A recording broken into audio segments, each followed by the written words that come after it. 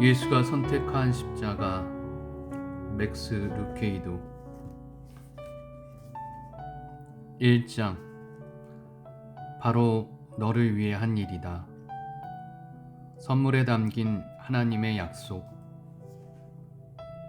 하나님의 모든 선물이 그분의 사랑을 나타낸다. 그러나 그분의 사랑을 십자가 선물보다 더 잘 보여주는 것은 없다. 십자가의 선물은 포장지 대신 순환에 쌓여 찾아왔다. 하나님의 은사는 그리스도 예수 우리 주 안에 있는 영생이니라. 로마서 6장 23절 말씀. 말할 수 없는 그의 은사로 말미암아 하나님께 감사하노라. 고린도후서 9장 15절 말씀. 썩지 않고 더럽혀지지 않고 시들지 않는 하늘의 간직한 축복을 여러분이 받도록 하셨습니다. 여러분은 마지막 때에 나타나도록 예비된 구원을 얻기 위해 믿음을 통해서 하나님의 능력으로 보호를 받고 있습니다. 베드로전서 1장 4절부터 5절 말씀. 온갖 좋은 은사와 온전한 선물이 다 위로부터 빛들의 아버지께로부터 내려오나니 그는 변함도 없으시고 회전하는 그림자도 없으시느니라. 그가 그 피조물 중에 우리로 한 첫 열매가 되게 하시려고 자기의 뜻에 따라 진리의 말씀으로 우리를 낳으셨느니라. 야고보서 1장 17절에서 18절 말씀. 상대가 원하는 선물. 그는 정말 딱한 사람이다. 그를 본다면 웃지 말아라. 놀리지 말아라. 외면하거나 도리질하지도 말아라. 그저 친절하게 제일 가까운 벤치로 데리고 가 자리에 앉게 하라. 이 사람을 안쓰럽게 여겨라.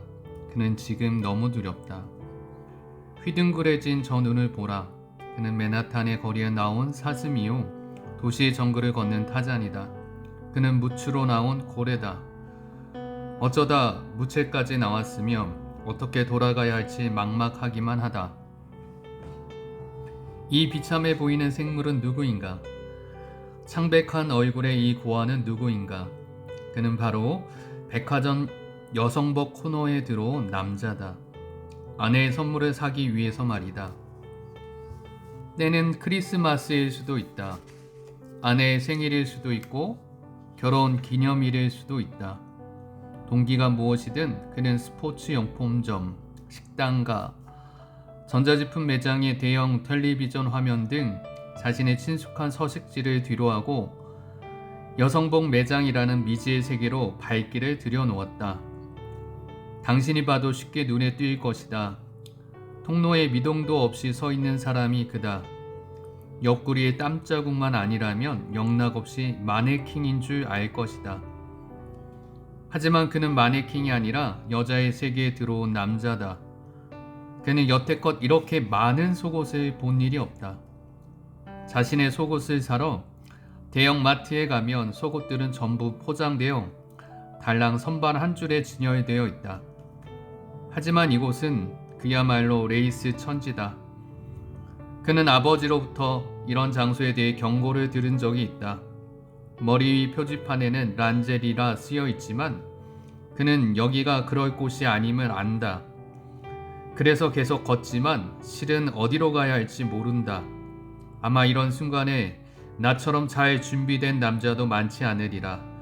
우리 아버지는 여자를 위한 쇼핑이라는 문제를 하나의 통과 의례로 보았다.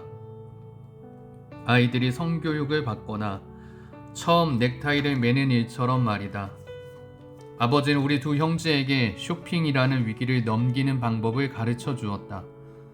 우리를 앉혀놓고 두 마디 말을 가르쳐 주시던 날이 지금도 기억난다. 외국에 나가 돌아다니려면 그 나라 언어를 알아야 하듯이 아버지는 우리에게 백화점 여성 코너의 언어를 가르쳐 주었다. 가만히 있으면 판매원이 도와주러 올 거야. 아버지의 말은 잠옷 엄숙했다. 그때 심호흡을 하고 나서 이 말만 하면 된단다. 에스티로더. 그 후로 우리 어머니는 평생 세 남자에게서 3가지 선물을 받았다. 에스티 로더, 에스티 로더, 그리고 에스티 로더. 아버지 덕분에 백화점 여성 코너에 대한 두려움은 사라졌다. 그러다 내 아내 데날린을 만났다. 그러나 데날린은 에스티 로더를 좋아하지 않는다. 나는 엄마 같은 자애로운 향이 난다고 말해 주었지만 데날린은 생각을 바꾸지 않았다. 그때부터 내 딱한 사연은 시작되었다. 올 생일에는 아내에게 옷을 사주기로 했다. 판매원이 데날린의 사이즈를 묻기에 나는 모른다고 말했다. 정말 모른다. 아내를 내 팔로 감싸 안을 수 있다는 것과 아내의 손에 내 손을 깍지 끼우면 보기 좋게 들어 맞는다는 것은 안다. 하지만 옷 사이즈라 한 번도 물어본 적이 없다. 남자가 묻지 않는 질문이 있는 법이다. 판매원은 나를 도우려 했다. 아내분의 체형이 저에 비해 어떠신 편인가요? 여자에게는 공손해야 한다고 배웠지만 이 질문에는 공손하게 답할 수 없었다. 사실 대답은 하나뿐이었다. 제 아내가 더 날씬합니다. 나는 발끝만 쳐다보며 대답을 궁리했다. 이래봬도 난 글을 쓰는 사람이 아니던가. 분명 적절한 말이 떠오를 것이다. 솔직하게 말할까? 생각도 해봤다. 아가씨보다는 덜 풍성하지요. 아니면 칭찬조로 이렇게 말하면 어떨까? 아가씨가 더 튼튼해 보입니다. 힌트만 줘도 그걸로 충분할지 모른다. 이 백화점 규모를 축소한다는 말을 들었는데요. 결국 침을 삼키고는 내가 할 줄 아는 유일한 말로 답하고 말았다. 에스티 로더. 여자는 내게 화장품 매장 쪽을 가리켜 보였지만 그곳에 갈 수는 없었다. 지갑을 사주면 어떨까? 쉬울 것 같았다. 돈과 카드를 담는 도구를 고르는데 복잡할 게 뭐 있겠는가? 나는 똑같은 지갑을 8년이나 쓰고 있지 않은가? 지갑 하나 사는 일이 뭐 그리 어려우랴? 오, 순진한 생각이다. 백화점 남성 잡화 코너에 가서 판매원에게 지갑을 찾는다고 해보라. 계산대 옆에 작은 카운터로 데려갈 것이다. 그럼 당신은 그저 검은색과 밤색 중에서 하나를 고르기만 하면 된다. 그러나 여성 잡화 코너에서 판매원에게 지갑을 찾는다고 말해보라. 방으로 데려갈 것이다. 사방에 진열대가 늘어선 방으로. 진열대마다 지갑이 잔뜩 쌓여 있고 지갑에는 가격표가 붙어 있다. 크기는 작지만 위력 있는 가격표. 지갑의 필요성을 잊게 할 만큼 위력 있는 가격 아닌가? 그런 생각을 하고 있는데 판매원이 몇 가지를 물었다.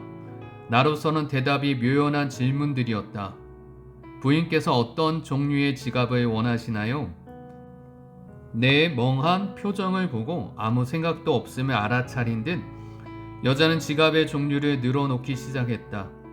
핸드백, 끈이 달린 가방, 글러브 가방, 배낭, 어깨에 매는 가방, 동전 지갑.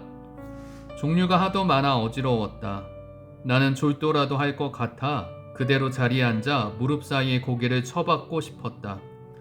그래도 여자는 멈출 줄 몰랐다. 내 쪽으로 몸을 기울이며 계속 물었다. 토트백? 손지갑? 사첼백? 사첼? 나는 낯익은 단어에 고개를 번쩍 들었다.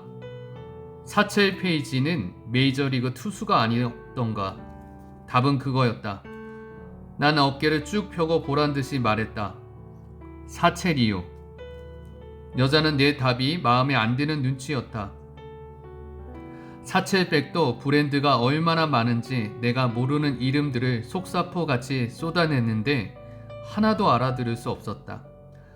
내가 어리둥절해하자 그녀는 눈을 반짝이며 원하는 게 없냐는 듯 계속해서 외국 브랜드를 열거했다. 마치 나를 우롱하는 것 같아 기분이 별로 좋지 않았다. 이 여자의 알아들을 수 없는 말을 더 듣기 전에 나는 최대한 빨리 그곳을 빠져나왔다. 그곳에 나오면서 나도 내가 아는 여성 화장품의 이름을 하나 말해주면서 작은 복수를 했다. 에스티 로더. 그렇게 외치고는 재빨리 달아났다. 오, 사랑하는 사람들에게 선물을 주기 위해 우리가 하는 일들이란. 하지만 우리는 개의치 않는다. 다음에라도 얼마든지 다시 이런 일을 감수할 것이다. 사실 우리는 이미 거듭해서 하고 있다.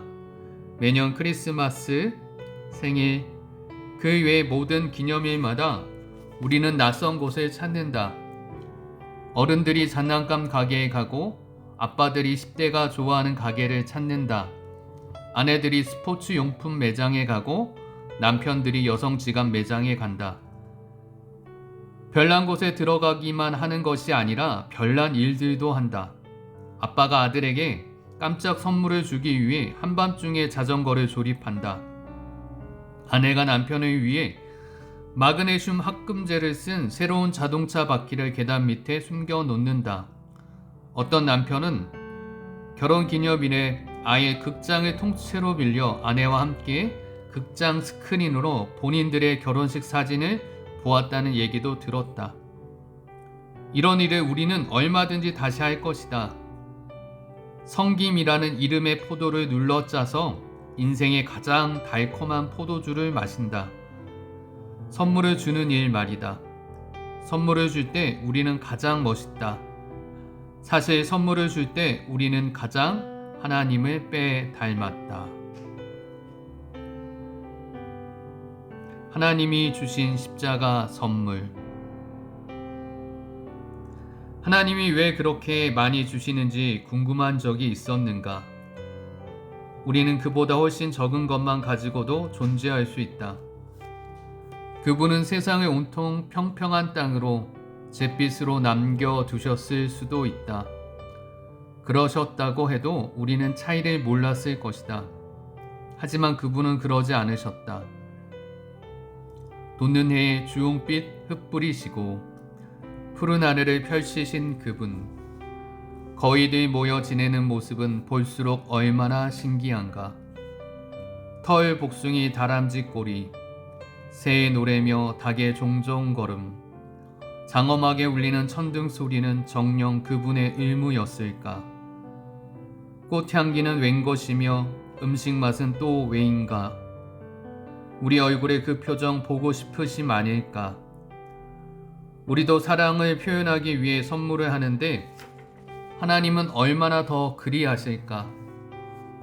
교만과 탐욕으로 얼룩진 우리가 선물하기를 좋아한다면 순전하고 온전하신 하나님은 얼마나 더 우리에게 선물하기를 즐겨하실까.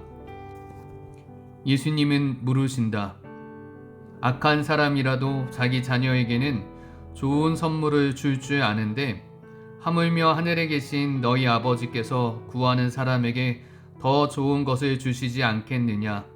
마태복음 7장 11절 말씀. 하나님의 마음, 하나님의 선하고 후하신 마음은 우리에게 선물을 주실 때 밝게 빛난다. 예수님의 형제인 야고보는 이렇게 말한다. 모든 바람직하고 유익한 선물은 하늘로부터 옵니다. 빛의 아버지로부터 폭포처럼 하염없이 내려옵니다. 야고보서 1장 17절 말씀. 하나님의 모든 선물이 그분의 사랑을 나타낸다. 그러나 그분의 사랑을 십자가 선물보다 더 잘 보여주는 것은 없다. 십자가의 선물은 포장지 대신 순환에 쌓여 찾아왔다. 나무 밑이 아니라 십자가 밑에 놓여졌다. 리본이 묶인 대신 피가 뿌려져 있다. 십자가의 선물. 십자가라는 선물 자체에 대해서는 다들 많이 얘기했다. 하지만 다른 선물들에 대해서 생각해 본 적이 있는가? 못은 어떤가? 가시면류관은 어떤가?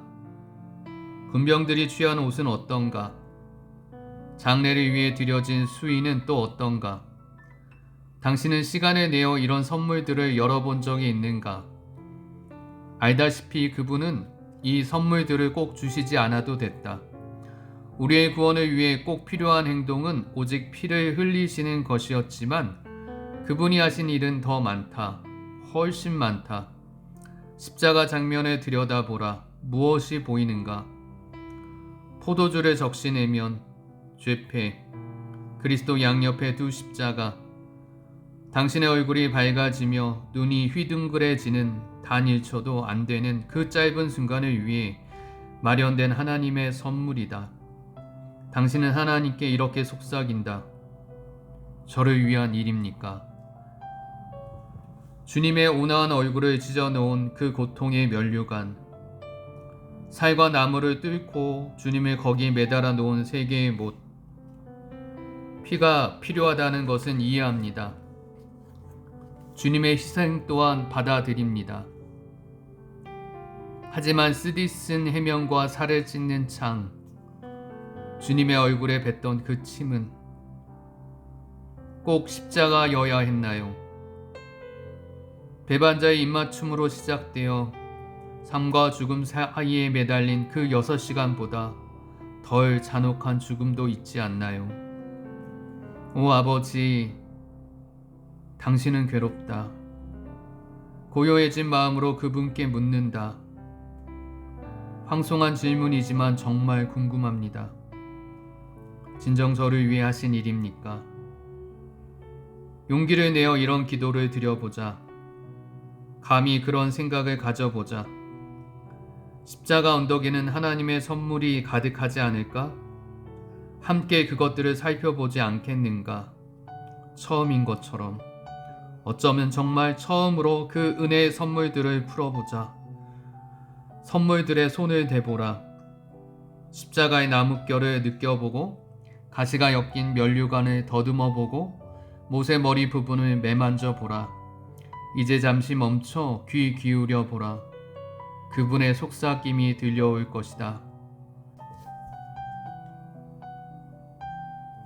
바로 너를 위해 한 일이다.